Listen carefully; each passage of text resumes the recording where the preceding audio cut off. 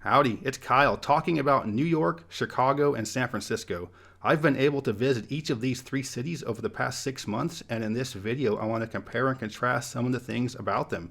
This video will be less structured and will be more just freeform talking like this, as I've already posted videos individually on these cities, so I will leave links in the description to those videos. But these three cities are often lumped together and are often compared to each other, but there are many similarities, but there are also many differences as well. For New York, I'm only going to be discussing Manhattan, which is New York County, as well as the city of Chicago and the city of San Francisco, so not the metro areas, and for New York, not the other four boroughs. Between the 2010 and 2020 censuses, each of these three cities and the entire metropolitan area for the three were gaining population, but since the pandemic, all three cities, as well as the entire metropolitan area for all three, have been losing population. Chicago hasn't been losing as much in terms of percentage-wise, but New York and San Francisco have both lost about 4 to 5% of its population over the past couple of years. First, I want to compare the downtowns of the three cities, and of the three, I would say Chicago has the best downtown. There's just more activity. It's just more interesting at all times of the day. New York and San Francisco's downtowns are financial districts for a lot of suits and high heels during the day, but after business hours, it tends to be a little bit quieter. But in Chicago, downtown is the heart of the city in terms of not just business, but also activity. So you can be out there 7, 10 at night, doesn't matter. There's always going to be people downtown Chicago, where again, it can be kind of quiet in the financial districts of New York and San Francisco.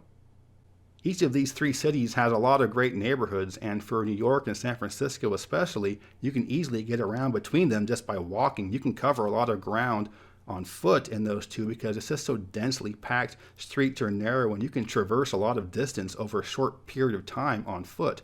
Chicago is also really good for walking, but often to get from one neighborhood to another, if you were to walk, it might be kind of boring. There might be some residential neighborhoods or some warehouse areas kind of stuff, but you might want to hop on a bus or a train to go for a few stops as opposed to walking between them. New York and San Francisco, there's never anything uninteresting between two stops you might be walking to. And so you might take the train or a bus, but mainly just to make up time, not because you're trying to avoid places in between because they're just not very interesting.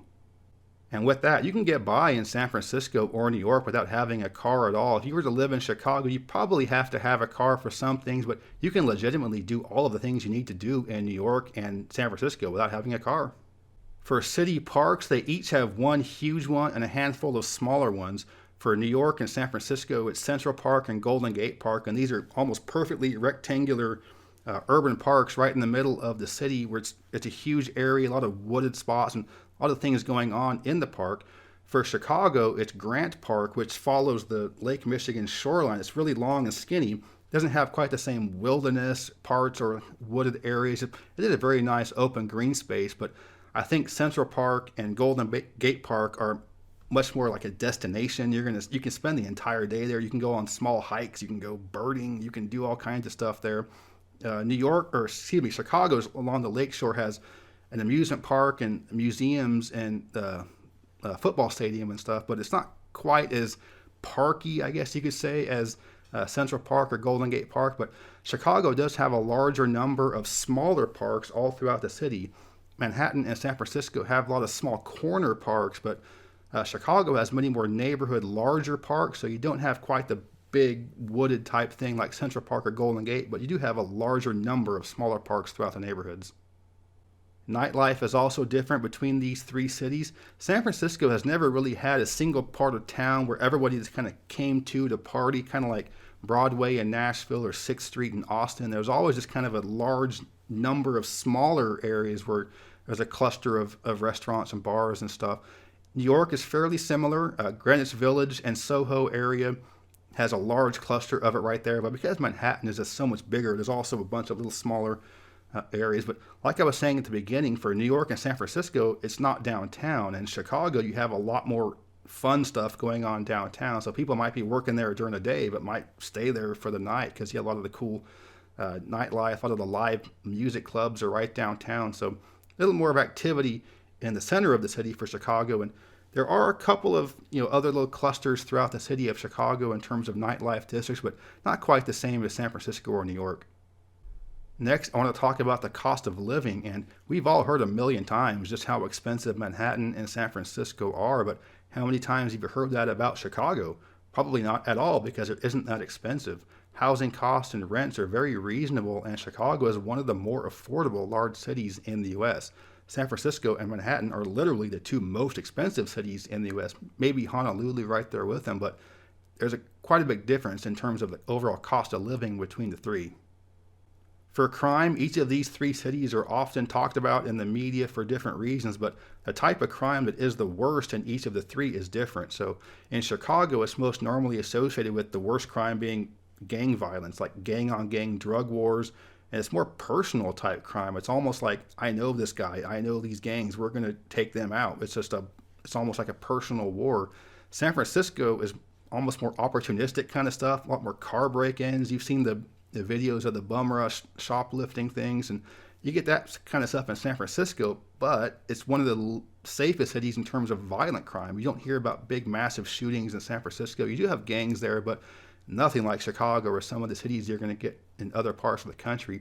New York just Manhattan just being this big island of just cross streets and just people everywhere. You have a lot more stuff kind of like San Francisco, more opportunistic kind of stuff, break-ins, pickpocketing, but not as much violent crime there. So I think with New York, you've heard a lot of stuff in the media like, oh, the crime is out of control. It's gone up so much. Well, prior to the pandemic, I believe New York was actually the safest city in the country in terms of crime rate. So it has gone up in the past few years, but it's still well below what we normally consider the highest crime rate cities in the country, such as St. Louis, Baltimore, or Detroit. You've probably heard of Manhattan being referred to as the city that never sleeps, and that's one thing that really separates it from San Francisco and Chicago and really anywhere else in the US.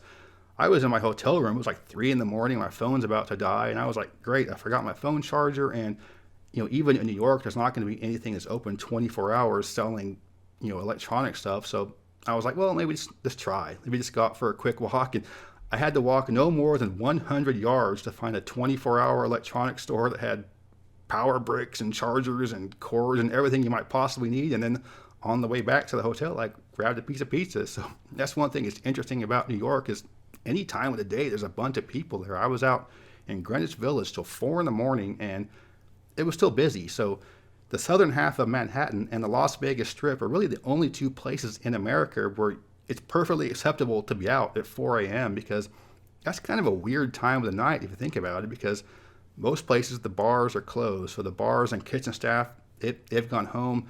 The people that wake up first thing in the morning to go for a jog usually aren't up at 4 in the morning. So that's kind of a weird time to be out. So if you're anywhere in the U.S. other than the southern half of Manhattan or the Las Vegas Strip and you're out at 4 a.m., you're probably up to something.